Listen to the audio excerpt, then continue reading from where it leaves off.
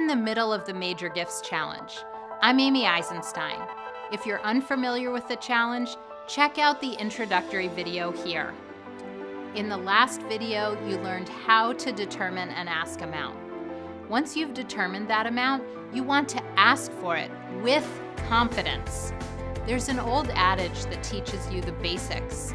Practice makes perfect. The challenge has focused a lot on asking. Today, the discussion turns to the next step, how the ask meeting itself will go. Like any important meeting, you should prepare. It always astonishes me when I hear about people winging it. You would never wing any type of meeting with investors, so why would you wing this? First, determine who will attend the meeting. Ideally, it will be a staff member and a volunteer who know the donor or the potential donor well. The dream team for a major donor ask is the executive director and a board member who has already made a significant gift. The board member's gift doesn't have to be at the same level as the ask, but it needs to be a financially significant contribution for that board member. In other words, if you are asking for $1 million, your board member doesn't need to have given $1 million, but they do need to have made a significant gift by their own budget. Next, determine a date and location, preferably one convenient and comfortable for the donor, like their home or office. Finally, it's time to determine the ask amount and the agenda for the ask meeting. We discussed how to determine the ask amount in a recent video, so feel free to go back and review. The meeting doesn't need to last more than about 20 minutes and should last 30 at most. The agenda is as follows. Small talk. This includes catching up, asking the donor about their business, family, recent vacations, and other things you've learned when cultivating this relationship. This is a great way to open up and loosen up. Recap and summary. Restating the purpose of the meeting, saying something like, as you know, we have a goal of eliminating the list of children waiting to enroll in our after-school programs. We can only do that with help from generous donors like yourself. Or, as you know, we have the goal of providing support services and care packages to every cancer patient in our hospital. Share a story or your vision. You can also share a recent success story or reiterate your vision of the future. The data doesn't paint a pretty picture for kids in our area. Unfortunately, the dropout rate is over 30%, and those kids who drop out have a 40% chance of being involved in criminal activity. However, as a donor, you have been part of the solution. The dropout rate of kids who attend our programs declines to only 5%, and those kids have also seen a spike in their GPA and are 80% more likely to attend college than their peers. Let us tell you about Henry. Here's a picture of him.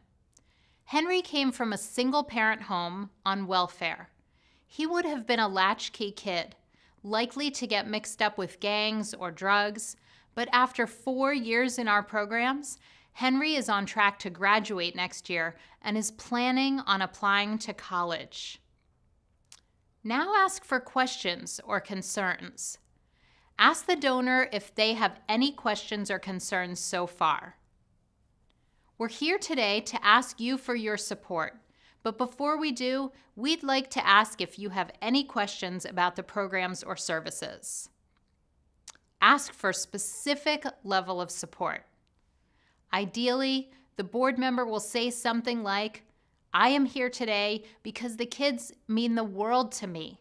Not only that, but the safety and future of the community depend on programs like these. I volunteer my time and I give my money. In fact, this year I gave the largest gift I've ever given.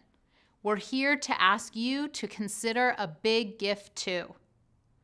The asker will say, we would like to ask you to consider a gift in the range of $10,000 to support our after-school programs. Now, don't say anything. Just wait patiently for the donor to respond. We'll go into more detail on how specifically to respond to the donor in a future video, but in the meantime, don't leave without a follow-up plan. Did the donor say yes? Congratulations! Find out how they want to make a gift. Should you send them an envelope for a check? Would they prefer to give by credit card online? If they need to think about it, ask if they need any additional information to help them make their decision. Do not leave without a follow-up plan. Establish when and how you will continue the conversation. Finally, if they say no, it's okay. Ask what they would like to do and if they are open to continuing the conversation.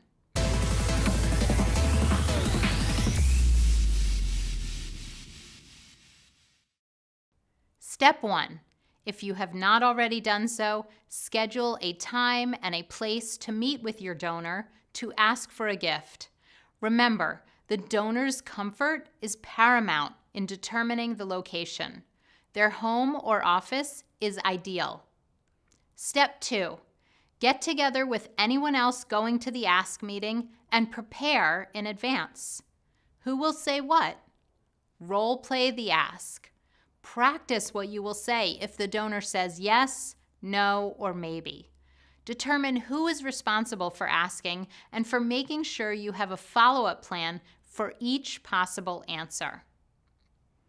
If you want more details on how to ask, check out my online course on mastering major gifts. In the course, I provide ask language, role-play exercises, and more to help you ask with comfort and success. Now it's your turn to share your progress with the Major Gifts Challenge. What's on your Ask Meeting agenda? How do you prepare and practice? Let me know in the comments. Congratulations! You're on your way to mastering major gifts. If you want more videos like this, head on over to amyeisenstein.com. There you can subscribe to my weekly newsletter, and when you do, you'll get instant access to 2 free ebooks. Like and share. The larger the conversation, the more we all learn. Thanks again for taking the Major Gifts Challenge. Working together, we will make the world a better place.